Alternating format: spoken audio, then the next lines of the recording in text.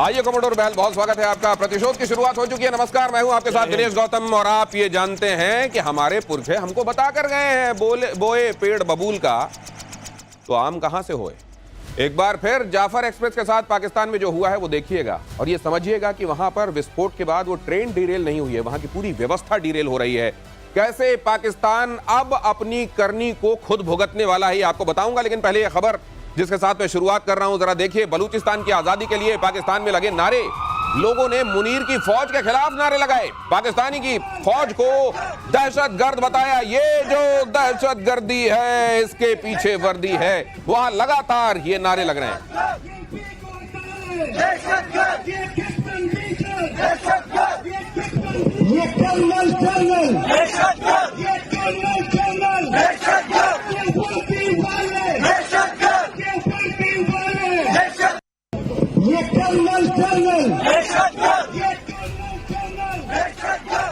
ये कर्नल दहशतगर्द, ये वर्दी वाले दहशतगर्द। अरे अपने देश की फौज के लिए जब सही इंटेंट के साथ सही मुल्क में सही सिस्टम काम करता है तो फौजियों के लिए हम ऐसे नतमस्तक होते हैं जैसे हम हो रहे हैं। कमोडोर बहल मेरे सामने है। सर, पूरा कृतज्ञ राष्ट्र वॉर वेटरन्स को, फौजियों को, अपने फौजियों को सेलिब्रेट करता है। लेकिन जब वहां पर फौज गलत इंटेंशन के साथ काम कर रही हो, असल में अपना पेट भरने के लिए और अपने लोगों को रिसोर्सेज देने के लिए काम कर रही है और आवाम के हाथों में कटोरा हो, तो फिर ये होता है। और बलूचिस्तान उस जगह की मिट्टी के लोग हैं।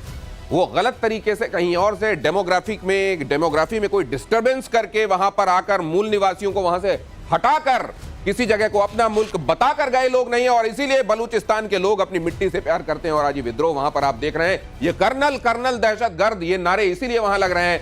कितनी जल्दी, और असल में काउंटडाउन, सर, हम ये अक्सर बात करते हैं कि बहुत जल्दी इम्प्लोडिंग तो शुरू हो गई है, बिल्कुल, कल्मिनेशन पर कब पहुंचेगी। कई लोग ये अंदाजा लगाने की कोशिश करते हैं कि टाइमलाइन में दिखाई क्या दे रहा है। क्या हम ये काउंटडाउन में अभी 10 पर हैं, 9 में पहुंच गए हैं, 5 के बिलो हैं, 0 के करीब पहुंच गए हैं, कहां पर हैं? देखिए, 15 मई को तो उन्होंने अनाउंस कर दिया था, मीर यार बलोच ने, कि हम आजाद हैं, डेमोक्रेटिक रिपब्लिक ऑफ बलूचिस्तान उन्होंने बोल दिया था। और उसकी बात को लेके और जगह पे भी बातचीत शुरू हो गई है कि कैसे पाकिस्तान से अलग हुआ जाए। आपको मालूम है क्या, 586 वायलेंट इंसिडेंट्स हुए हैं, बॉम्बिंग्स, अटैक्स, एक्सप्लोड करना, और साथ में उसमें मारे गए हैं पाकिस्तानी सोल्जर्स 890 के करीब। ये फिगर मैं आपको सिर्फ अगस्त की दे रहा हूं। सोचिए, एक पूरी बटालियन पाकिस्तान आर्मी की मारी जा चुकी है। लोग वहां जाना ही नहीं चाहते। मैं अभी पढ़ रहा था, केपीके में हमले हो वो 60% से बढ़े हैं।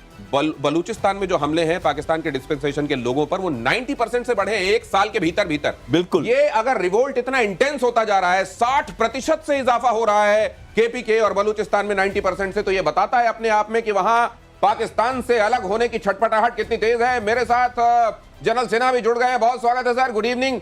We are missing you here in the studio sir. लेकिन आप जुड़ गए, आपकी बात, आपका नजरिया हम तक पहुंच पाएगा, यही महत्वपूर्ण है। सर, मैं ये बात जानना चाहता हूं, ये यहां पर जिस तरीके से नारे लग रहे हैं, हम कई बार देख चुके हैं, वो केपीके हो या बलूचिस्तान, किस तरीके से डिस्पेंसेशन, खासतौर से आर्मी के खिलाफ वहां सेंटीमेंट और इंटेंस होता जा रहा है। मैं यही जानना चाह रहा था कि काउंटडाउन कितना जल्दी कल्मिनेशन में पहुंचने वाला है।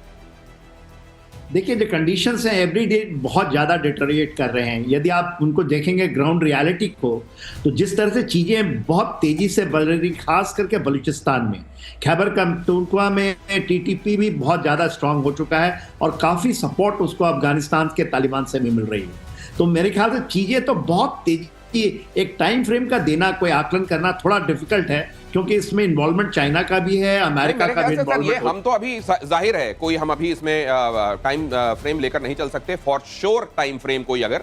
लेकिन एक बात मैं ये जानना चाहता हूं, ये जो इंटेंसिटी बढ़ी है हम लोग की, केपीके हो या बलूचिस्तान, क्या वहां के लोग अपने दिमाग में कोई टाइम फ्रेम लेकर चल रहे हैं? ये इंटेंसिटी का बढ़ना 60 to 90%, ये क्या दिखा रहा है कि वो लोग अपने कोई दिमाग में टाइम फ्रेम लेकर चल रहे हैं? As for Baloch is concern, उन्होंने तो एक हैशटैग बलूच रिपब्लिक करके डिक्लेयर कर दिया है। और उन्होंने 15 मई को एक बहुत बड़ा बयान आया था। उन्होंने कहा था भारत और बलूच एक ही हैं। वहाँ के देवी देवता और हिंगराज टेम्पल के ऊपर में वो बात कर रहे थे, देवी देवताओं की हमारी सेम है। तो वो तो मेंटली तो वो तो हो चुके हैं कि हम डिक्लेयर।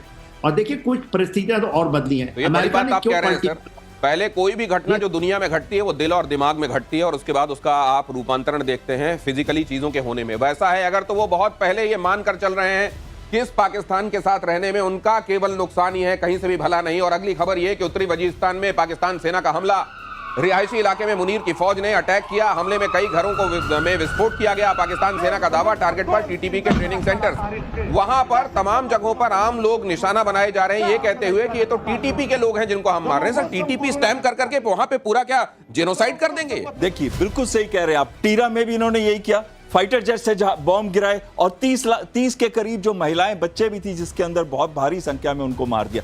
ये पाकिस्तान आर्मी एक ऐसी आर्मी है जो अपने लोगों के ऊपर बॉम्ब गिराती है। ये एक ऐसी आर्मी है, जैसे आपने कहा था ना, ये जो दहशतगर्दी है इनके पीछे वर्दी है।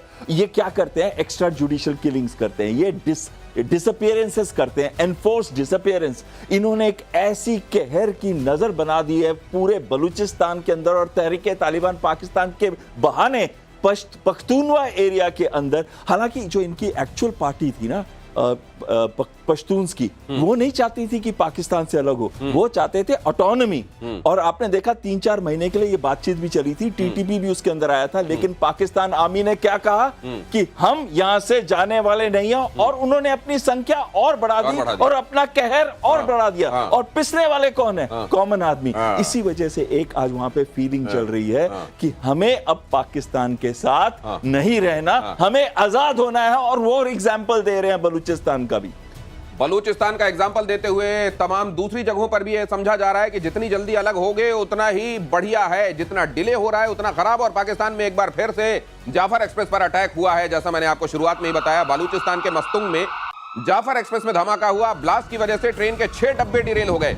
मार्च में भी जाफर एक्सप्रेस पर हमला हुआ था। बलोच विद्रोहियों के अटैक में 31 लोग मारे गए थे। हालांकि उधर से पाकिस्तान की आर्मी ने भी तब यह क्लेम किया था कि हमने बहुत सारे बलोच विद्रोहियों को मार दिया है, लेकिन असल में तब बहुत बड़ा नुकसान पाकिस्तान के मौजूदा जो डिस्पेंसेशन है उसको हुआ था। और आर्मी के लोगों को तो हर दिन वहां पर मारा जा रहा है। यह खबर हम आपको रोज बता रहे हैं। ये जो डीरेल ट्रेन दिखाई दे रही है सर, मैं इसीलिए कह रहा हूं कि ये ट्रेन धमाके के बाद डीरेल नहीं हुई है, ये पाकिस्तान की पूरी व्यवस्था डीरेल हुई है। बिल्कुल, पूरी व्यवस्था, उनका जो कंट्रोल है वो सिर्फ, ये ट्रेन कहां से कहां जा रही थी? क्वेटा से पेशावर जा रही। और क्वेटा कहां पे है? बलूचिस्तान सर में। और पहले जब ये निकली है ट्रेन तभी एक धमाका हुआ, लेकिन उन्होंने कहा जाने दो सब क्लियर है, जाने दो। और उसके बाद आगे आईडी लगी हुई थी, दोबारा विस्फोट हुआ। 10 घंटे पहले हुआ था हमला, तब भी इन्होंने जाने दी ट्रेन। और पेशावर कहां पे है? मतलब सर ये मरने देना चाहते हैं। इनको मालूम है कि जाफर एक्सप्रेस को ये सिक्योरिटी नहीं मुहैया करा सकते, फिर भी उसके बाद लोग सवार करते हैं, कहते हैं जाओ मरो। 387 लोग क्या है पाकिस्तान के लिए? 26 करोड़ की उनकी पॉपुलेशन है, 25 से 26।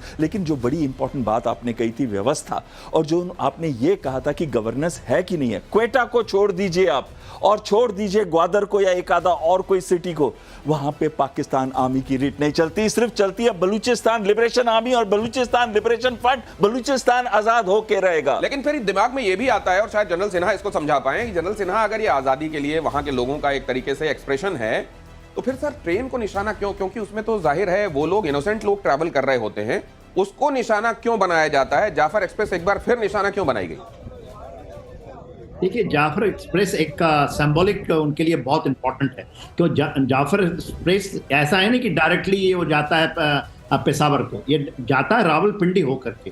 तो इसमें ज़्यादा जो ट्रैवल करने वाले हैं वो वहाँ पर जो काम करने वाले हैं, जिसको वो मानते हैं कि वो नहीं है बलूच के लोग नहीं हैं, वो मानते हैं कि ये इन्वेडर्स हैं जो पंजाब से आते हैं और यहाँ काम करते हैं। इसमें बलूच जो एक्चुअल हैं वो नहीं ट्रैवल करते ये जाफर एक्सप्रेस में। तो मतलब ये दोनों चीजें, शायद उनको ये भी लगता है कि इसी के जरिए आर्मी वाले लोग, क्योंकि कॉन्वॉय तो वो उड़ा देते हैं, एग्जैक्टली, तो आर्मी के लोग इससे आते हैं, लोग इसके अंदर से मूव करते हैं, और भारी संख्या में आर्मी उनकी मूव करती है। उनको जो मूवमेंट करनी है, जो उनके नॉर्मल एरिया से फिनिश करने में आ रहा हूं आपके पास। जी सर, देखिए यहाँ पर आर्मी की मूवमेंट इसी ट्रेन से ज्यादा होती है, खास करके क्वेटा की तरफ जाने के लिए। और जब इनको केपी में भी ले जाते हैं तो देखिए अभी पूरी की पूरी इनकी सप्लाई लाइन भी यही है, जो मिलिट्री को भी सप्लाई करते हैं तो वह है। आपने पहले ही बताया था कि 70 किलोमीटर के इलाके में बच गया है जो क्वेटा का कोर है, वहां पर 12 कोर, तो उसके लिए भी जो जाती है सप्लाई 70 से भी कम हो गया सर। अब तो 20 किलोमीटर दूर बची है कोर, 20 किलोमीटर। और भी 2-3 दिन पहले की खबर थी, हो सकता है अब ये सिमटते 7-8 किलोमीटर बचा हो। Please continue sir.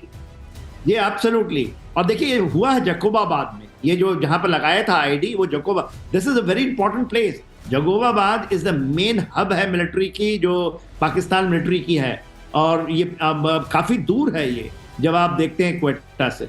तो ये भी एक सिंबलिक है। वहां पर तकरीबन 6 फीट का गड्ढा हुआ है, और उसकी ऐसे ही 6 बाई 6 का है। तो आईडी कितना पावरफुल होगा, और 6 बोगियां में रीरेल हुई। तो ये तो उनके लिए महत्वपूर्ण बात बताई सर कि एक तो इन्वेडर माना जाता है। अब जब पंजाब के प्रोविंस को ही सब जगह की रिसोर्सेज की लूट करके उस जगह को समृद्ध बनाने में आप लगा देंगे, तो जाहिर है उस जगह के लोग दुश्मन दिखाई देने लगेंगे, और वहां से आने वाले लोग यहां कामगार के तौर पर अगर जाएंगे तो बलोच उनका वेलकम नहीं करेंगे। दूसरा, अगर आर्मी के लोग ज्यादातर जाफर एक्सप्रेस का इस्तेमाल करते हैं ताकि वो खुद को कैमोफ्लेज करके वो सिविलियंस के बीच में किसी तरह छिपा के अपने आप को ले जाएं, क्योंकि वहां से अगर कोई गाड़ी निकलती है वो तो विस्फोट की चपेट में आ जाती है, तो इसलिए जाफर एक्सप्रेस का ये सहारा लेते हैं। और यही संदेश शायद देना चाहते हैं बलोच कि हमको आप बेवकूफ मत समझिए, हमको मालूम है कि आप इसके जरिए किन पैसेंजर्स नहीं है, ये शायद फौजी जा रहे हैं उस तरफ। और इसके साथ साथ आ जाती है कि जो रूरल एरिया की मूवमेंट है वो तो उन्होंने बिल्कुल बंद कर दिया। ऐसा लगता है कि जैसे टोल देना पड़ेगा पहले बलूचिस्तान लिबरेशन आर्मी को, तब पाकिस्तान आर्मी वहां पे जा पाएगी। लेकिन एक और चीज बड़ी अहम आ जाती है, पेशावर कहां पे है? पेशावर कहां पे है?